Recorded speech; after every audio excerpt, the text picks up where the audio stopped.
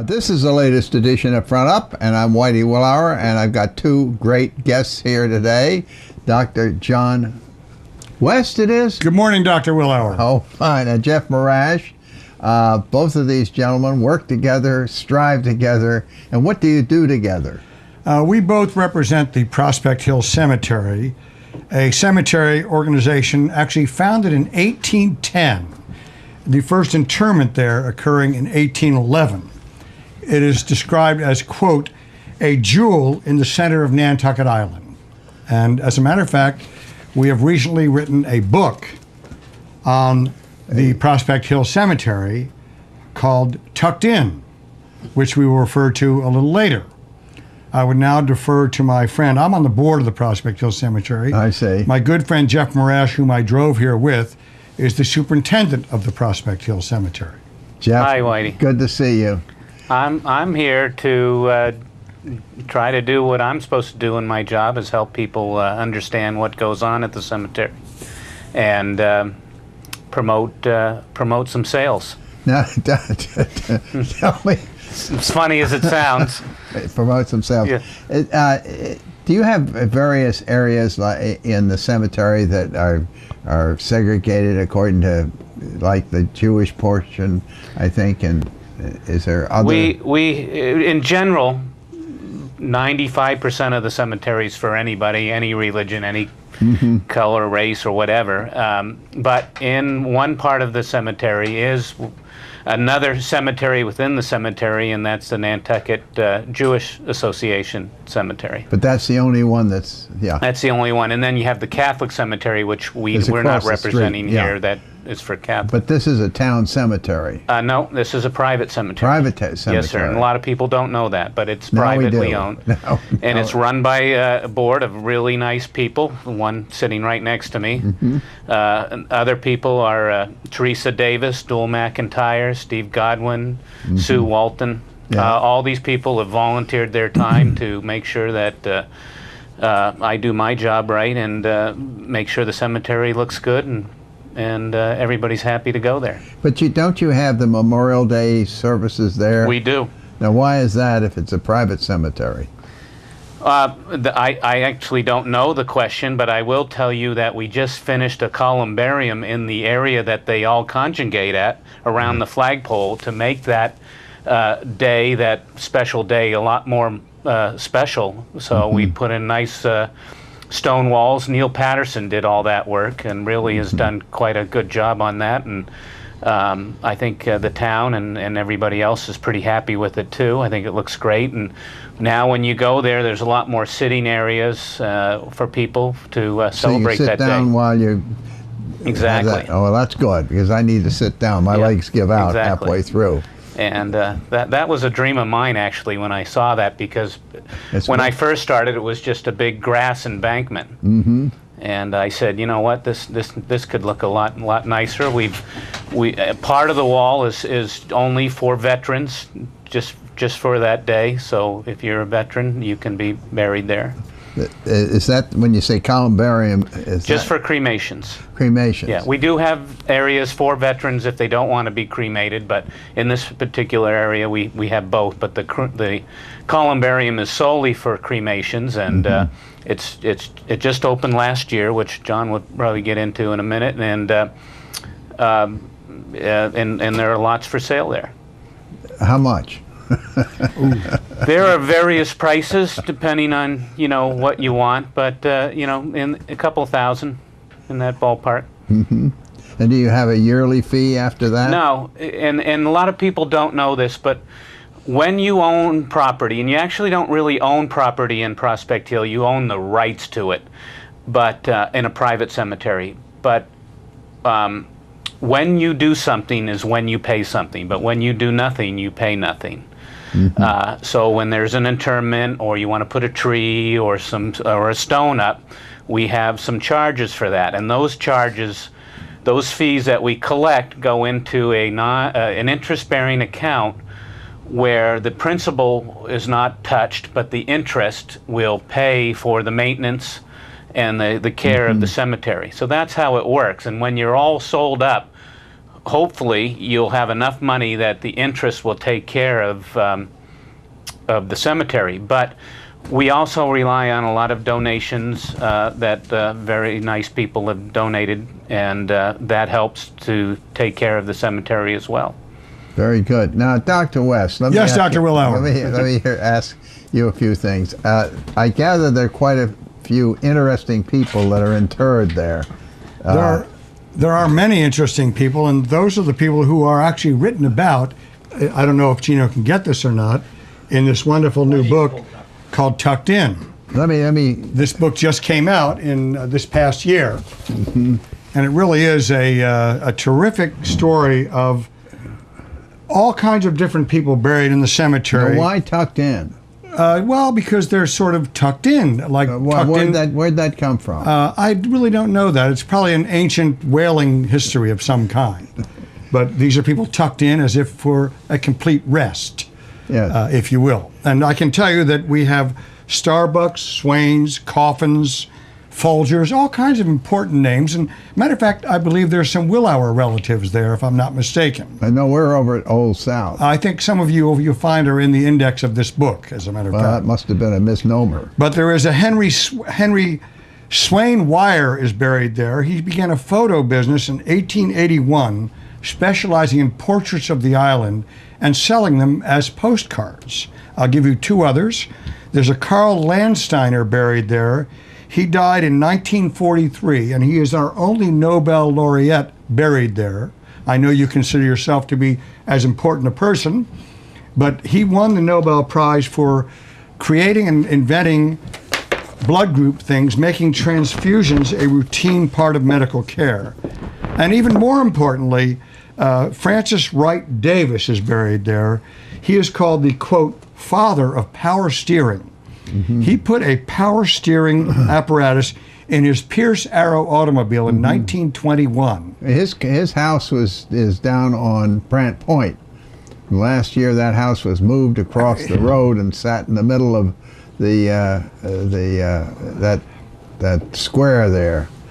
I would expect you to know your history very well, Dr. Willauer. But also buried there is Francis Davis, who was the father of power steering, and now we know where his house was. He created power steering, interestingly enough, in 1921, but it was not adopted by the automotive industry for fully a quarter of a century later. It shows how late we are in creating and using innovative technologies. Well, we didn't have automobiles on this island until 1918. Well, but this guy put power steering in it in 1921. I see. Another important thing that we have to say is that all of the stones in Prospect Hill Cemetery, getting away from the book for a minute, are being restored with great care by Neil Patterson. Not all, but Well, 70% of them are restored, and the remaining 30% will be completed in their restorations by the end of 2013. So because of Jeff and others, the cemetery is being very well maintained. The book, by the way, is authored by our island's own Paula Lundy Levy. Great deal of effort went into it, and it's really a remarkable coffee table book. Where is it available? That's a good question. It depends on how much you want to pay for it. If you want to buy it from me, it's quite expensive. It's available at the various bookstores around the island, now combined into one bookstore, as you know, and probably also at the Nantucket Historical Association's museum place. Mm-hmm.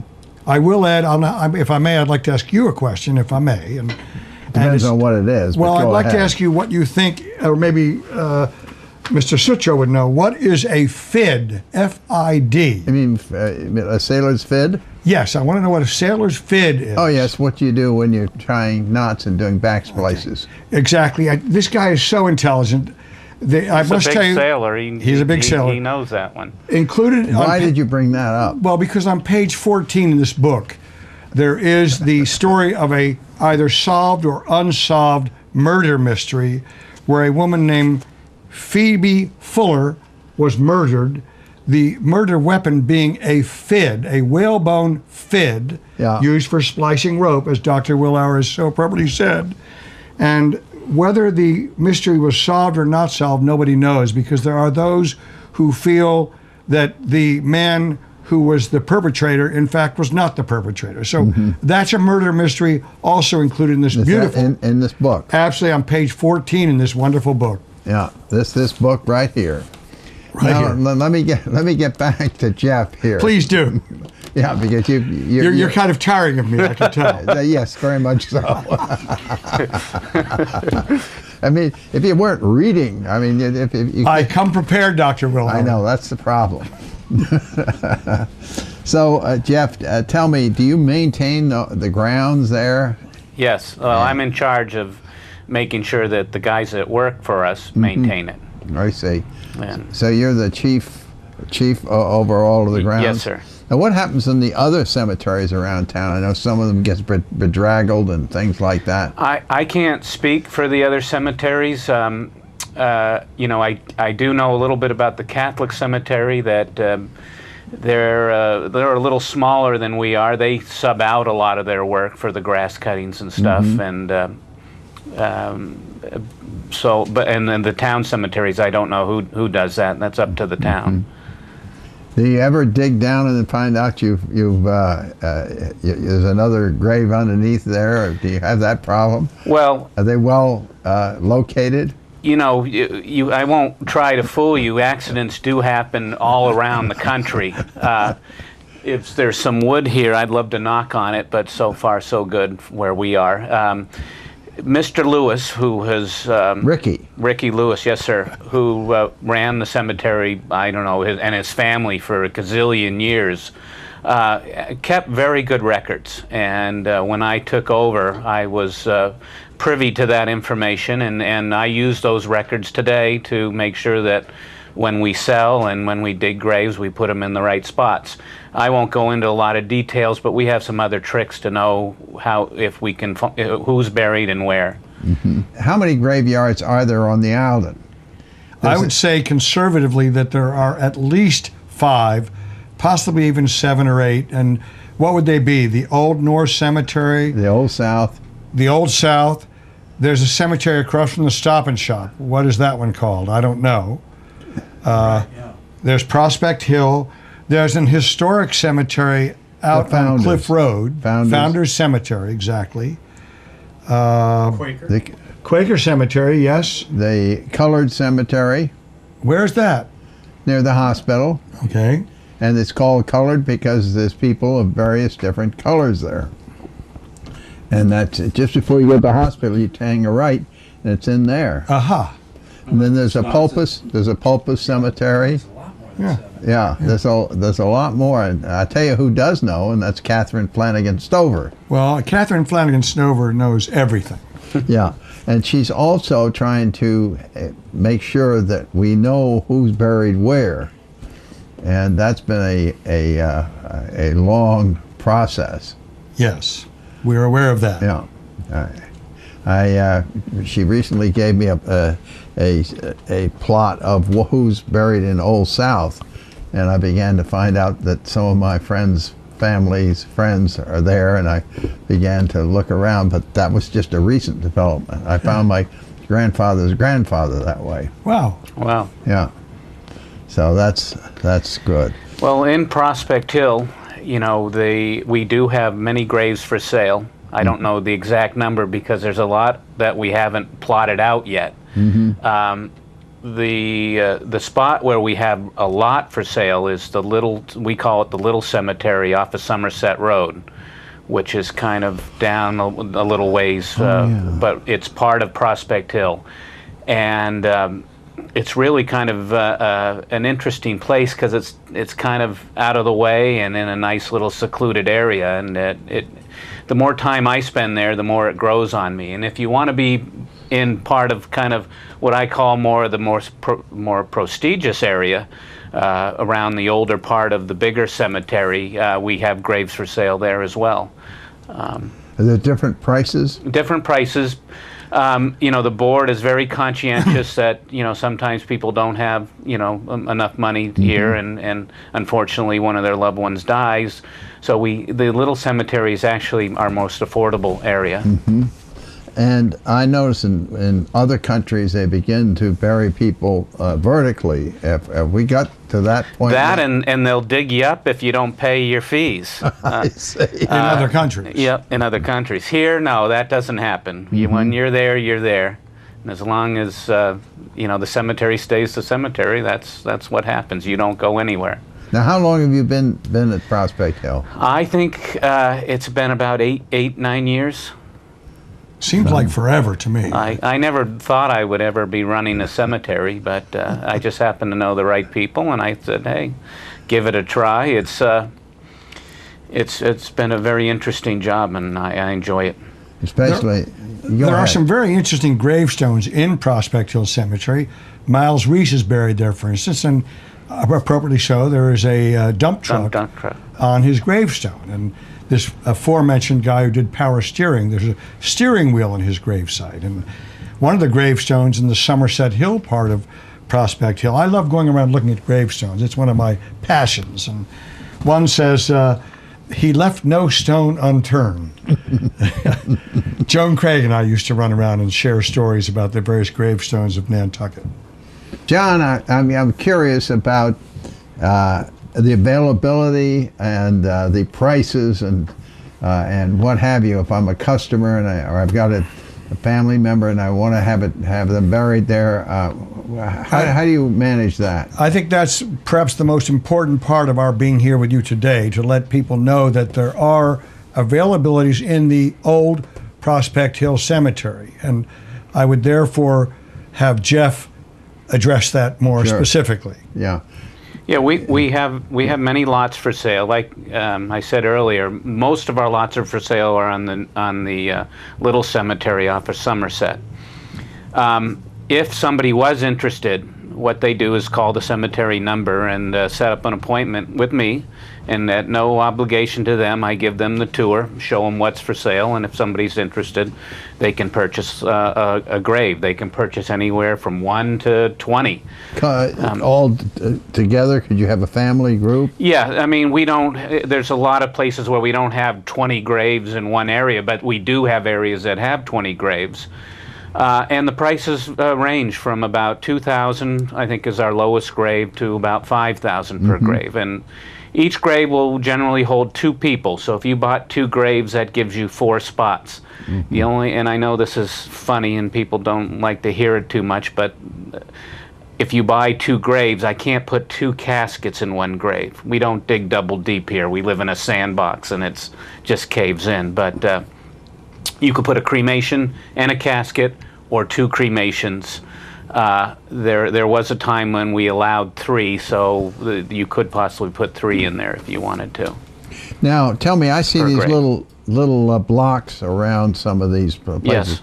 Are those depending on the size of your lot, like if you own a 8-grave lot, which is a very common lot, a lot of people put 4 markers around it to kind of distinguish where their lot is, and that's a lot of 8 graves. Some people do 4 grave lot markers. So, and then they like to put some people put the initial I can't talk, but the first letter of their last name on those stones. And the guys who really do a lot of that work is Neil Patterson. So he's done a lot of the stone work there. Over years, the price of these grave sites might be apt to increase over years. I can tell you from my own family standpoint, my parents bought a grave site on Prospect Hill where they're buried. I can almost tell you what they paid for it, and it's a significant lot, perhaps to allow 16 or 20 of my family members to be buried there. We like it so much that I'm actually planning to build a house there. And I think it possibly could be the cheapest real estate on Nantucket. A mausoleum or a house? No, just a shingled house. You know. I see. I could go there and... You'll never get by the HDC. Well, so then I will put a tent there and call myself Occupy Nantucket. Okay. Have you got anything more that you'd like to ask me? And you don't? I have nothing more to ask you. I think you have done an actually wonderful job with this interview, as has my major cohort, Jeff Marash. So Jeff does the digging, and you do you sit back and give the orders? No, absolutely. I have nothing to do. As you well might imagine, I do the talking. Yes. Yeah. often too much. Yeah, that has occurred to me. But anyway, thank you very much for coming. Thank you. Pleasure I- being here, Wayne. Jeff, appreciate it. Yeah. Thank you.